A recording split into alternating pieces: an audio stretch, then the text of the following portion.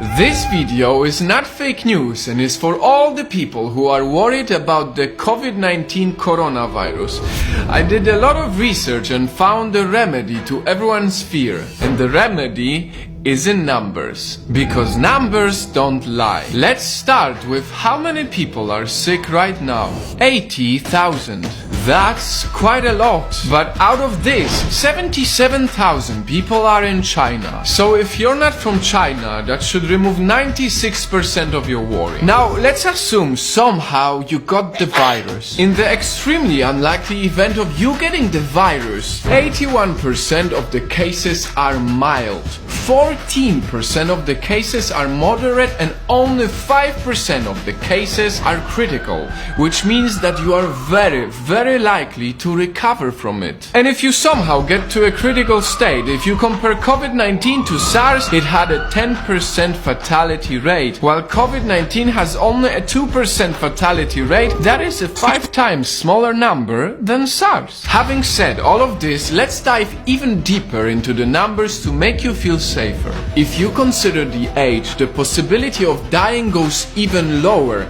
The death rate for people under 50 years old is only 0.2%. 0.2%. Everyone should know these numbers so that they see that the majority of people actually recover from COVID-19. This knowledge is essential so that less people worry. If you are under 50 years old and not living in China, you are much more likely to win the lottery, which is 1 in a 45 million chance, than actually dying from the virus. Remember, numbers don't lie. This video is about COVID-19, but we can all learn more from it.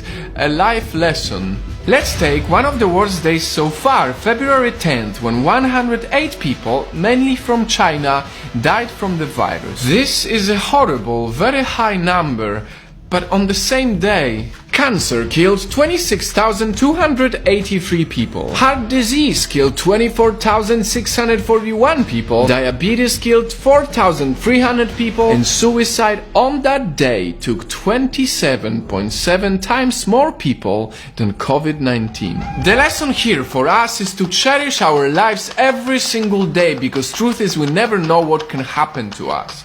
Now, going back to COVID-19, the rules haven't changed. You still should wash your hands often to prevent the spread of the virus. Additionally, the CDC, the Centers for Disease Control and Prevention, recently said that the most likely way this disease is spread is through sneezing.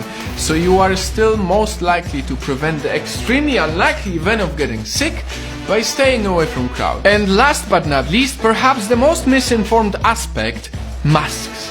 This is coming from CDC as well. The people who are not sick do not need masks at this time. I said it in my last video. The main purpose for the mask is if you feel like you might be sick and don't want to risk sneezing on other people.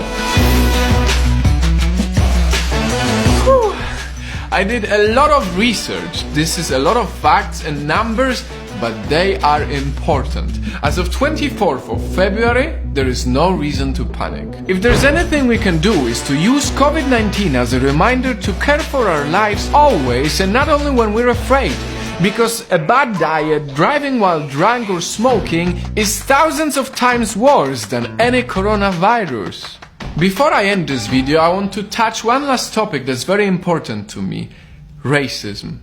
A lot of people are using COVID-19 as an excuse to be racist against Chinese people, and it shouldn't be like that. It's not okay. We should not judge a whole nation based on an event like this. Racism sucks, and we need to all come together to not only battle the virus, the fake news, and the panic, but also racism. So that a few months from now, when hopefully everyone is safe and we have the virus under control, we will all be able to say that we did our absolute best to fight the virus and not fight each other.